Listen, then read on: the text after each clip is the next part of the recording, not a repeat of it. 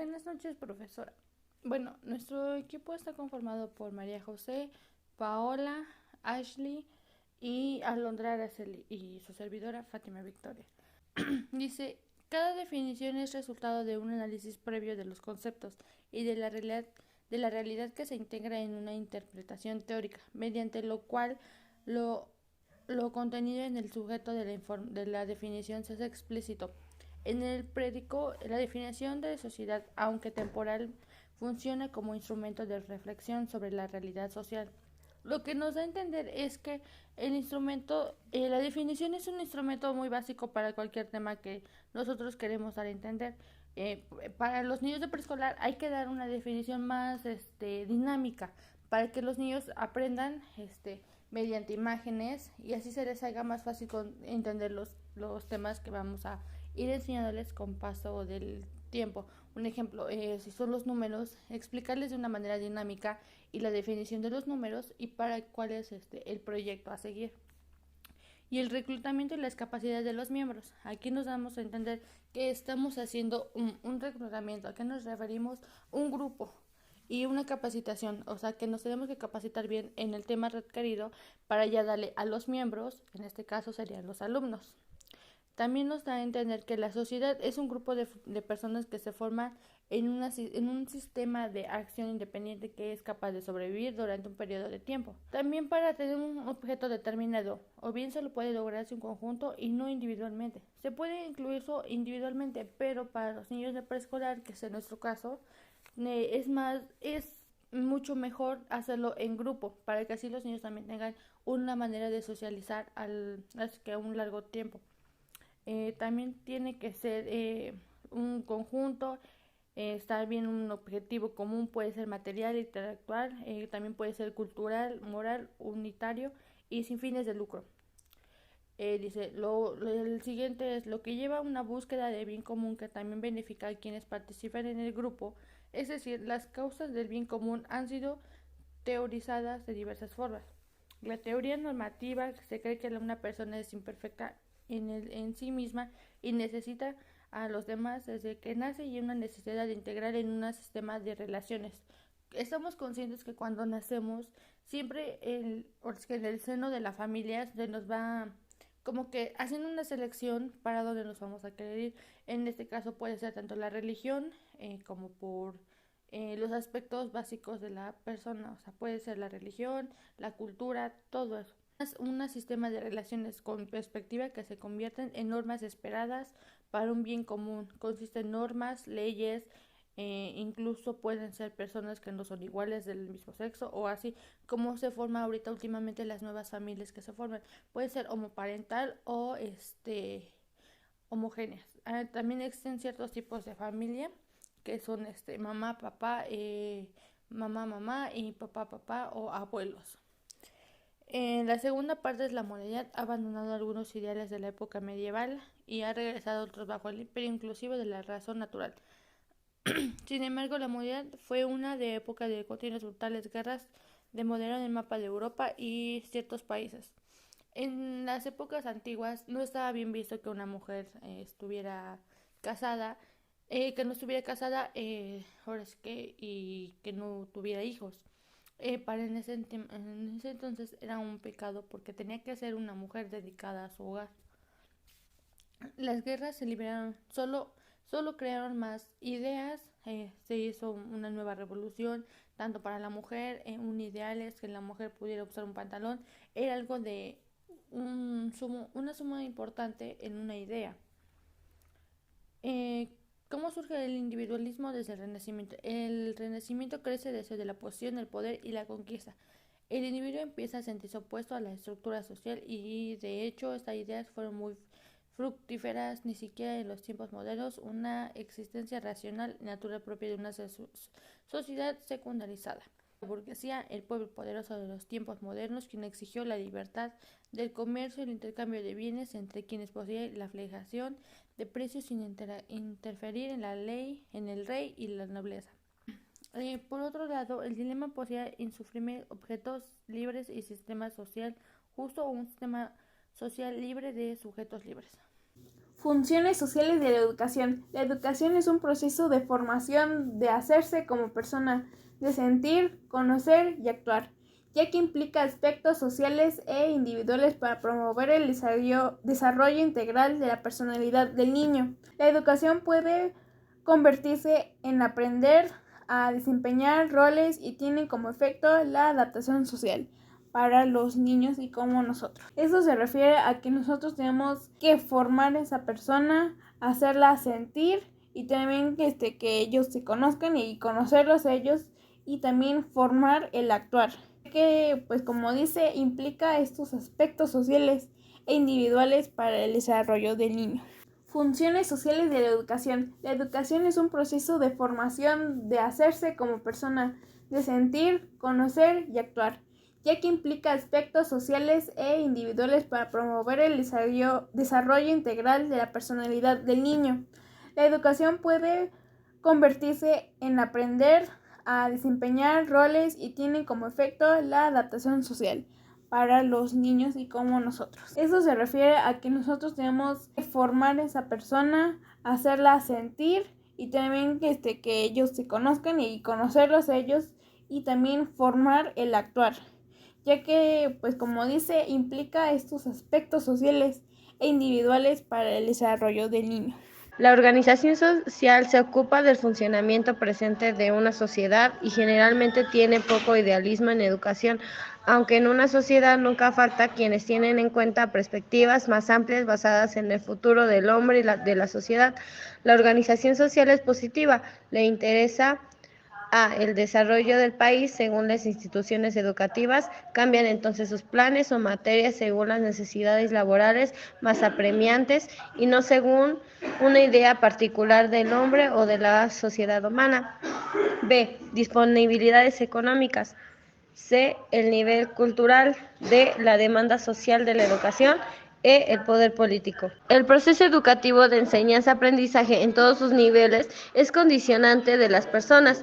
Ha habido pueblos preferentemente guerreros, agricultores o nómades o industrializados y la educación ha sido conducida por estas preferencias. En otras palabras, la sociedad condiciona el proceso de ser persona, pero además lo determina hasta el punto de que no sea pensable producir cambios evolutivos o revolucionarios en la estructura social.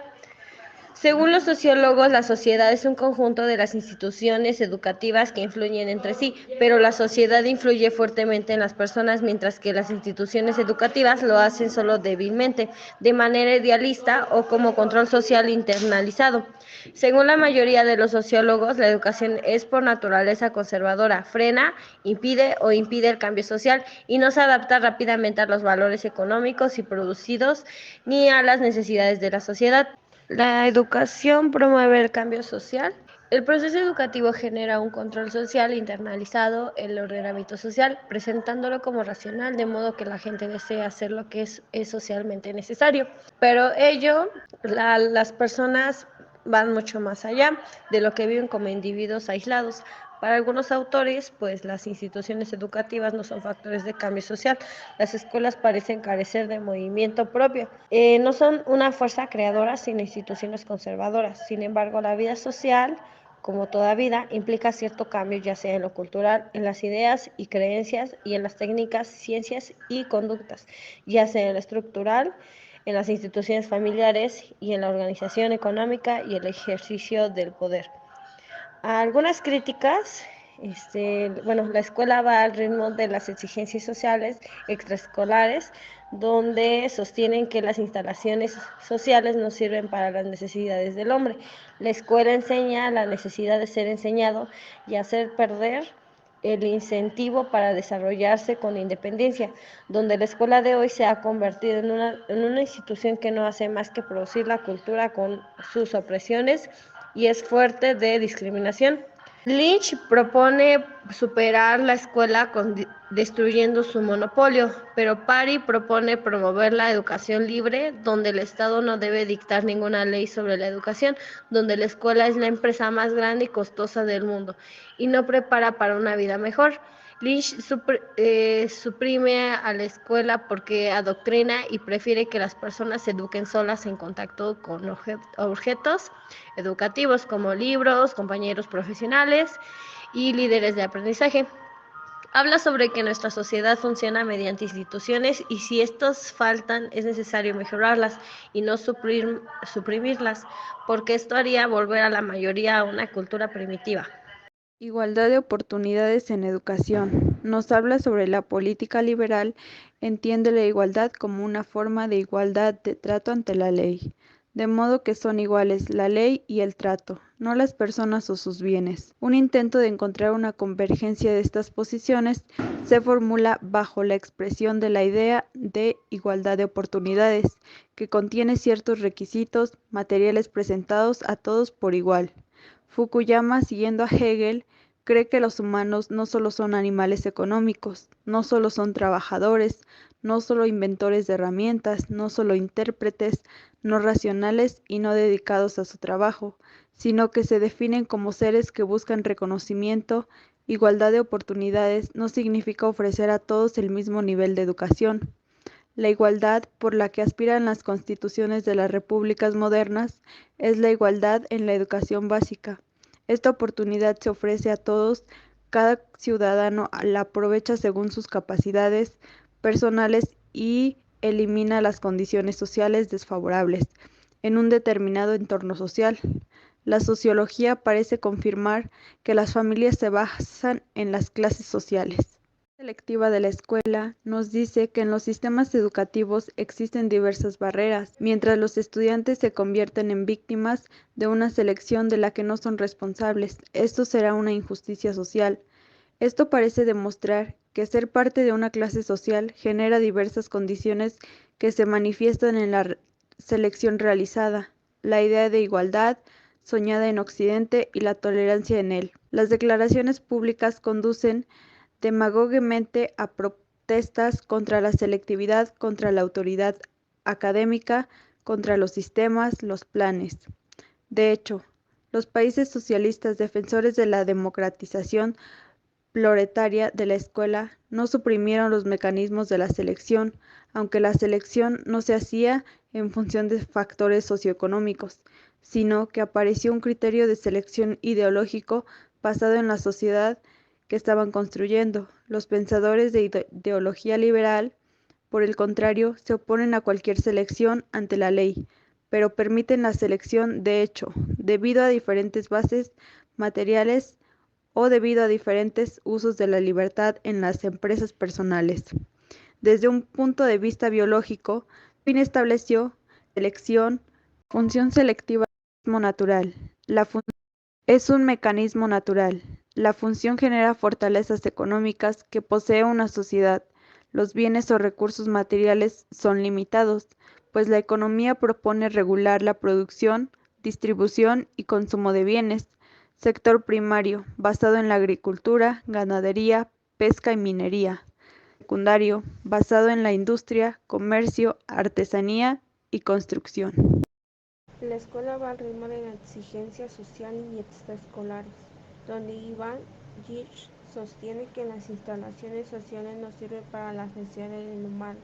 La escuela enseña las necesidades de ser enseñado y hacer perder el instinto para desarrollarse con independencia, donde la escuela de hoy se ha convertido en una institución que no hace más que reproducir la cultura como sus operaciones y ser fuerte de discriminación.